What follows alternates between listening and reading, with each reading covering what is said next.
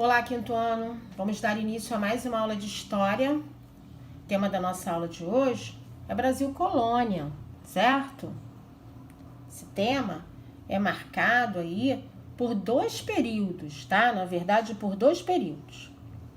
Primeiro período pré-colonial, que corresponde aos anos de 1500 até 1530, certo? Logo após a chegada dos portugueses, né?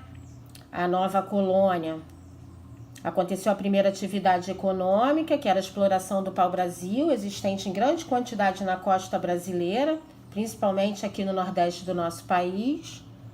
E esse período pré-colonial, que foi de 1500 até 1530, também ficou conhecido como ciclo do pau-brasil. E depois o período colonial, que foi o início da colonização brasileira, né?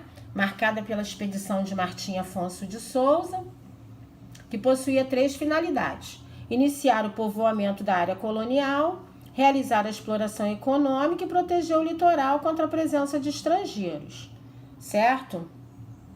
E o período colonial, ele ocorreu de 1530 a 1822, certo? Quando foi proclamada a independência do Brasil. Então, vamos lá, vamos seguir. Em 1500, a mando do rei de Portugal, Pedro Álvares Cabral comandou uma expedição marítima para as Índias. E essa esquadra, crianças, era composta de 13 caravelas e uma tripulação de 1.500 homens. Então, em 1500, a mando do rei de Portugal, Dom Manuel, Pedro Álvares Cabral comandou uma expedição marítima para as Índias. Cabral foi nomeado a comandar essa expedição em fevereiro de 1500 e, ao longo daquele mês, teve várias reuniões com Vasco da Gama, recebendo instruções bem detalhadas sobre a navegação até as Índias e informações sobre sinais de aves marinhas no lado oeste do Oceano Atlântico. Vejam a imagem do primeiro contato dos portugueses com os índios, uma imagem aí, né, do descobrimento, né? Comandando sua esquadra, Cabral partiu do Porto do Tejo em 9 de março de 1500. Porto do Tejo, crianças, fica localizado no encontro das águas do rio Tejo e do Oceano Atlântico. Primeiro porto comercial português. Fica em Lisboa, certo? O objetivo dessa expedição era contornar o continente africano, navegando pelo Oceano Atlântico, chegar às Índias, para confirmar o comércio entre os dois países. Faziam parte da expedição o Frei Henrique Soares de Coimbra e o escrivão da esquadra, Pero Vaz de Caminha, que relatava os acontecimentos da viagem. O cotidiano dos marinheiros era muito difícil.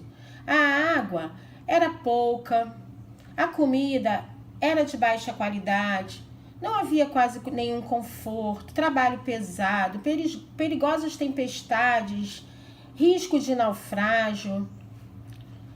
Alguns dos navegadores mais experientes da época também fizeram parte da tripulação, como, por exemplo, os irmãos Diogo e Bartolomeu Dias, Nicolau Coelho e Gaspar de Lemos. Também havia na expedição soldados, serviçais, carpinteiros, artesãos, religiosos e fidalgos. Fidalgos eram nobres e artistas. Ao passar pelas Ilhas Canárias, as Ilhas Canárias, crianças, é um arquipélago espanhol, ao largo da costa noroeste da África. São ilhas vulcânicas acidentadas. Tem praias de areias pretas e brancas.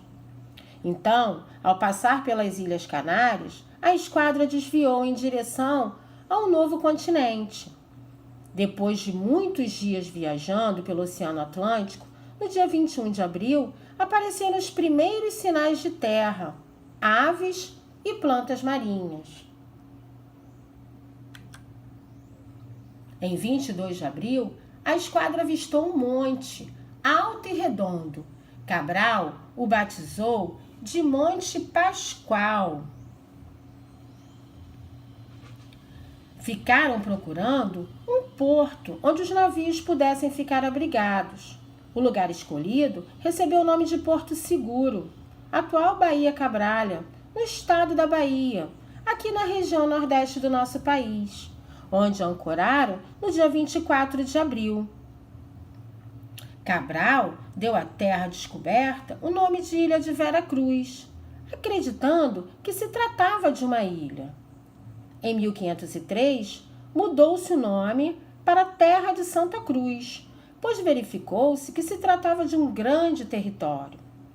Finalmente, a partir de 1527, a terra encontrada por Cabral passou a chamar-se definitivamente Brasil, devido à grande quantidade de uma árvore existente em seu território, de uma madeira cor de brasa, de onde se extrai uma tinta vermelha, chamada pau-brasil. Durante uma semana, os portugueses ficaram na região e mantiveram alguns contatos com os habitantes, que nomearam índios. Vejam, momento em que Cabral avista o Brasil, avista a terra, certo? E aí, os nomes do Brasil. Quando os portugueses chegaram aqui, o nome da nossa terra, nome dado pelos indígenas, era Pindorama. Depois, em 1500, Ilha de Vera Cruz. Em 1501, recebeu o nome de Terra Nova. Também Terra dos Papagaios. Depois, em 1503, Terra de Vera Cruz. Terra de Santa Cruz. Em 1505, Terra Santa Cruz do Brasil. Terra do Brasil. E a partir de 1527, finalmente, Brasil, certo? No dia 26 de abril, foi celebrada a primeira missa aqui no Brasil. Observem aí a imagem da primeira missa celebrada aqui no Brasil. A primeira missa aqui no Brasil foi celebrada por Frei Henrique Soares de Coimbra, no Ilhéu da Coroa Vermelha. A segunda missa foi celebrada pelo mesmo religioso, em 1º de maio, já na Nova Terra. Cabral tomou posse da terra em nome de Portugal, colocando no lugar da celebração da missa uma grande cruz e os símbolos reais. O Brasil tornou-se colônia de Portugal oficialmente, mas não ainda na prática. No dia seguinte, 2 de maio, a esquadra retomou o caminho das Índias e Gaspar de Lemos regressou a Portugal, levando a carta de caminha, na qual este registrava os detalhes da grande descoberta. Certo, crianças? Esse tema, crianças, está no nosso livro de História, nas páginas 127 até a 132. Realizem os exercícios das páginas 130, 131, 132, ok? Muito obrigada, crianças. Beijos, fiquem com Deus e até a próxima aula.